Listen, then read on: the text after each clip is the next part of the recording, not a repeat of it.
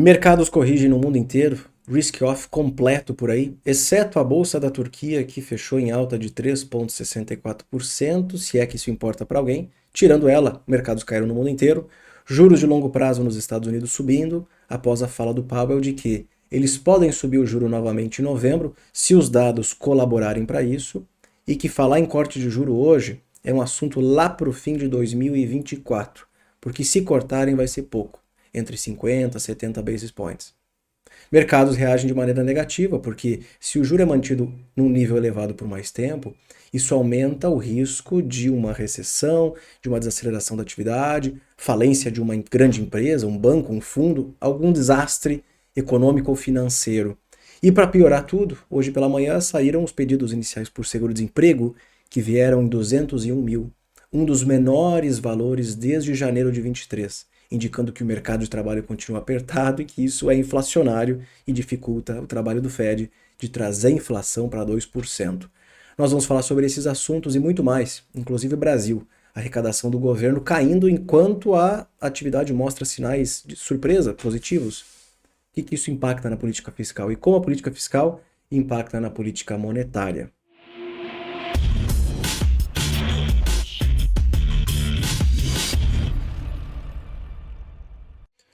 Meu objetivo aqui não é assustar ninguém, tá? Eu vou voltar aqui à normalidade, eu só queria usar esse momento para usar a luz vermelha aqui atrás que eu nunca uso, né? Mas eu quero falar sobre investimentos e mercados aqui com vocês, tá? O que está acontecendo aqui? Antes, obviamente, quero convidar vocês a fazerem parte da lista de espera do novo curso de economia que eu estou criando ainda. Em breve eu divulgarei para vocês. Devo lançar ele em novembro, que é o Fundamentos da Economia, feito especialmente para aquelas pessoas que estão começando a aprender sobre economia, oferta, demanda, elasticidade, micro, macro. Muito importante aprender isso depois para poder falar de indicadores e mercado e outras coisas. É importante ter um bom fundamento econômico para entender sobre assuntos que são, obviamente, bem mais complexos. Então, se você quiser fazer parte da lista de espera, é só fazer um scanner desse QR Code ou clicar aqui embaixo num link que está na descrição e você coloca o seu nome e o seu e-mail e está tudo certo. Quem estiver nessa lista de espera receberá um desconto especial desse curso quando ele for lançado. Quem não estiver não vai receber. Vamos falar sobre mercados, pode ser? Temos aí bolsas no mundo inteiro corrigindo, VIX subindo 14%. Lembrando que VIX ainda está num patamar bastante baixo, tá? 17 pontos é quase nada. Acima de 20 começa a ficar interessante. Acima de 30 o bicho está pegando. Mas ainda continua distante, tá? O mercado americano está corrigindo há 2, 3 dias, por isso que ainda está num nível baixo. Mas vamos lá, nós temos uma combinação que na minha opinião é muito perigosa, eu já venho comentando com os membros há algum tempo, que é a combinação de juro mais alto, olhando para treasuries, tá? Dólar mais caro e petróleo mais alto. De que maneira nós precisamos avaliar esses indicadores? Juro mais alto impacta negativamente a atividade, impacta negativamente a demanda, impacta negativamente as empresas que são muito endividadas. O petróleo mais alto, ele diminui as margens das empresas. E o dólar mais caro dificulta a exportação de bens e serviços nos Estados Unidos. Juntando esses três fatores, isso tende a causar um efeito negativo nos lucros das empresas do S&P 500, por exemplo. Claro que as outras também, Nasdaq, Dow Jones e Russell. Mas em termos gerais é ruim para earnings, para lucros. E é por isso que eu digo que essa combinação ela é bem perigosa. Tudo bem, nós temos juros americanos mais altos, olha a alta do juro de 10 anos, que há 2, 3 dias atrás estava em 4,30, 4,33. Amigão, está se aproximando de 4,5%, tá? Vamos olhar aqui nesse gráfico o que aconteceu com os pedidos iniciais por seguro-desemprego. Nós temos tanto os pedidos, que é essa linha branca, quanto a média móvel das 4 semanas, que oscila bem menos do que os pedidos semanais. Nós estamos vendo os pedidos voltarem para 200 mil por semana. Gente, historicamente falando, esses dados, esse número era muito baixo. Nem antes da pandemia era tão baixo assim. Antes da pandemia vinha aqui 250, 270, veio caindo, até porque o desemprego americano era bem baixo nessa época também. Só que ele bateu ali em setembro 180 mil, que é um número historicamente muito inferior. Bom, tá voltando para níveis sub 200 mil. Quando esse dado foi divulgado quinta de manhã, o mercado já começou a perder força. No caso, estava tentando se recuperar, não teve jeito. Pedidos iniciais a 200k por semana é baixo. indicando um mercado de trabalho ainda apertado e isso é inflacionário. Olhando para S&P, nossa, olha isso aqui, ó. S&P vem subindo desde aqui março, né, a crise dos bancos, aí depois junho, julho, aquele bull market global, a gente viu tudo subindo. Inclusive eu fiz uma postagem no Instagram e no Twitter nessa época que deu para ver engajamento subindo, mais pessoas assistindo meus vídeos, mais pessoas fazendo parte dos membros. Por que será que isso estava acontecendo? Mercado subindo. Mercados em alta, mais pessoas se interessam por esses assuntos. Pois bem, não passava de um FOMO, todo mundo comprando tecnologia, AI, Nasdaq e afins. Bom, o fechamento de hoje, na minha opinião, está meio feio. Ele perdeu aqui esse suporte, que foi aqui as mínimas ali de agosto, tá? Lembrando que o bull marketzinho aí acabou ali no fim de julho, ok? Começou a perder força, enfim. E aí, nesses últimos 2 dias, realmente o sell-off foi bem mais intenso. Quem é o grande culpado disso é esse amigo aqui, ó, um juro americano de 10 anos. Cara, vou dizer para vocês que nas próximas horas é capaz de bater 4,5%, ok? Maior patamar desde outubro de 2007. Isso ainda vai cobrar o seu preço sobre a atividade. Eventualmente vai trazer inflação para 2%, mas antes vai impactar a atividade.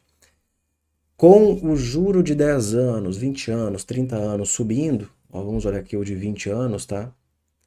E o de 30 anos, isso vai fazer com que as mortgage rates, as taxas hipotecárias, subam também. Já veremos nas próximas semanas de novo um efeito negativo sobre os indicadores do mercado imobiliário. Isso já está acontecendo. Vídeo que aconteceu segunda no NHB, depois as vendas de imóveis e também o Housing Starts. Então, o mercado imobiliário já começou a sentir de novo a pegada dos juros subindo, das hipotecas mais caras. Enfim, então temos aqui S&P 500, tá? 4.327. Será que ele vai bater aqui de novo na média de 200? Ali pelos 4.200 pontos? Talvez. Nasdaq também, fechamento bem feio, tá? Isso aqui é futuros, então ainda tá aberto. Russell completamente morto. O Russell tá o ano inteiro nesse... Ano inteiro não, tá desde o ano passado nesse range de 1.700 pontos, 2.100 pontos. 1.700 pontos. Chegou a fechar aqui por um pregão acima de 2.000 pontos, mas não conseguiu se manter. Quando a gente fala em bull market, normalmente o Russell começa a subir muito antes de S&P e Nasdaq, tá? Ele começa a sinalizar um otimismo por parte dos investidores que querem pegar a recuperação da atividade americana e pegar aqui ativos que sobem mais em bull markets, né? São mais sensíveis a qualquer outra coisa. Não está acontecendo, a não ser que eu inverto o gráfico aqui para você. Ó, o bull market começou, realmente agora o Russell vai estourar para cima, mas esse gráfico está invertido. Voltando à normalidade, a situação é essa aqui, tá? DXY aqui a 105 pontos, tá? Teve volatilidade hoje, mas não temos muito o que comentar. Bitcoin 26.600 dólares, também não tem muito o que comentar. Eu queria falar um pouco sobre o Brasil, tá? Porque o fechamento no Brasil também foi bem feio. Temos aqui o índice futuro acima da média de 200 períodos. O Ibovespa que não consegue ficar próximo dos 120 mil pontos. Já tem várias vezes que ele bate no 120 e cai. Bate no 120 e cai. De novo aqui. Aqui ele passou, né? No início ali, ó, quando eu falei para vocês, o bull market global, finzinho do bull market global, que foi até os dias 26, 27, 28 de julho, todos os ativos começaram a cair. Ibovespa veio junto. Aqui nós tivemos o maior sell-off, maior número de quedas consecutivas do Ibovespa da história, né? Mas eu acho que isso não importava muito, porque a queda não foi tão intensa assim, foram 5, 6%, tá? Tentou se recuperar, tocou os 120 esses dias, ou quase tocou, não conseguiu se manter, tá? Ibovespa está seguindo o mercado lá fora. Ponto final. Por mais que nós estejamos cortando a taxa de juro, olha o que aconteceu com os juros longos brasileiros. Se aproximando de 1,4%, tá? Por quê? Questão fiscal impactando bastante o mercado doméstico. Olha o que aconteceu no dia de hoje. A arrecadação do governo federal caiu pelo terceiro mês consecutivo. Como é que pode a arrecadação do governo estar caindo se o PIB surpreendeu para cima, se alguns outros indicadores de atividade surpreenderam para cima? Bom, atividade, em alguns aspectos, continua frágil. É só olhar o último PIB, comércio, indústria. Depende da indústria, tá? Mas economia desequilibrada. Eu pergunto para vocês quais são as consequências de um aumento de imposto, que é o que o governo tenta fazer hoje, sobre a atividade. Vocês acham que o Brasil vai crescer mais ou menos se o governo aumentar imposto? Escreve aí nos comentários, quero saber o que vocês acham. Porque me disseram que como o governo brasileiro está investindo e gastando mais, o PIB vai crescer. Pois é, mas como consequência secundária essa atuação da política fiscal, temos o aumento de imposto. E outra coisa, quanto mais o governo gasta, maior a dificuldade que o Banco Central tem de cortar a taxa de juros, ou seja, o juro é mantido alto por mais tempo. Isso ajuda a estimular investimento e consumo ou deprime investimento e consumo? Então a análise econômica não é tão simples assim como o governo gasta mais, a atividade cresce mais, as empresas vão investir também. Um pouquinho mais complexo. Temos que avaliar consequências secundárias e terciárias, tá? Então, a queda da arrecadação vai piorar a questão do déficit do governo. E para solucionar esse déficit, o que o governo tem tentado fazer é aumentar imposto. Mas eu acho que não vai solucionar esse problema. A única solução para isso é corte de gastos. Mas eu não acho que eles implementarão isso, ok? Então hoje é um cenário bastante feio para ativos de risco. S&P 500, 1,68% de queda. Lembrando que faz muito tempo, mais de 100 dias, que o S&P não cai 2%. Então, assim, está chegando muito próximo dessa marca de cair mais de 2%, o que pode impactar bastante o sentimento do mercado no curto prazo. Porque enquanto o S&P subia aqui, era festa, né? Quando começou a corrigir, dada essa política monetária... Nossa, só um pouquinho. Ah, tá, quase tive um treco aqui. 4,5% é o juro de 30 anos, tá? Se a gente pegar o juro de 10 anos, é 4,49%. Eu achei que já tinha batido os 4,5%. Não é o que aconteceu no caso, tá? Aqui tá o de 10 anos, mas tá quase, tá? Realmente tá quase. Tive um susto aí no curto prazo. Enfim, é um ambiente bem desafiador para ativos de risco, tá? Eu venho compartilhando com os membros ultimamente que a minha carteira, ela não surfou essa alta do S&P. A minha carteira americana, né, me referindo lá fora, carteira americana caindo acho que uns 4% no ano, a carteira total, somando Brasil e Estados Unidos, subindo 17% no ano. Lá fora eu não acompanhei esse bull market do S&P, porque eu já comentei com vocês no passado que bull market, o que significa bull market? Né? Quando o mercado ele sobe 20% depois que ele faz fundo. É o que aconteceu com o S&P. Mas quando nós olhamos, investigamos no detalhe quais são os setores que estão subindo desde o início desse bull market, é pouca coisa. Então, eu chamo de bull market porque o movimento agregado do índice subiu mais de 20%. Mas a composição continua muito fraca. Aquela relação entre as 7 magníficas, que é Apple, Nvidia, Microsoft, sei lá mais o que, e o S&P 493, que é o restante. Esse restante não está subindo quase nada no ano, está subindo muito pouco.